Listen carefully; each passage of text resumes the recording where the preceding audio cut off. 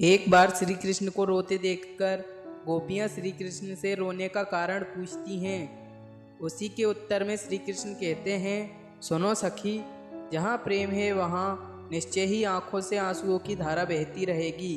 प्रेमी का हृदय ही पिघलकर आंसुओं के रूप में निरंतर बहता रहता है और उसी अश्रु जल प्रेम जल में प्रेम का पौधा अंकुरित होकर निरंतर बढ़ता रहता है।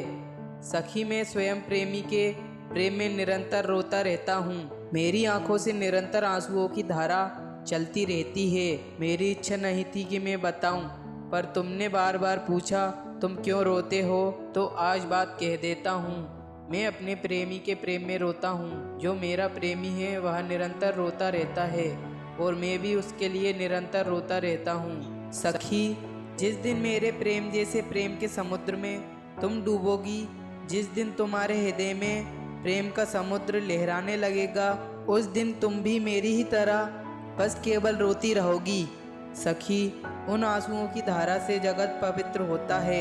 वे आंसू नहीं हैं, वह तो गंगा यमुना की धारा है। उनमें डुबकी लगाने पर फिर त्रिताप नहीं रहते। सखी, मैं देखता हूँ कि मेरी गोपी, मेरे प्राणों के समान प्यारी गोपी रो रही है, मेरी प्रियतमा रो रही है।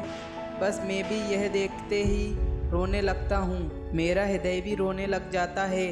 मेरी प्रिया, प्राणों से बढ़कर प्यारी गोपी जिस प्रकार एकांत में बैठकर रोती है, वैसे ही मैं भी एकांत में बैठकर रोता हूँ और रो रो कर प्राण शीतल करता हूँ। यही है मेरे रोने का रहस्य।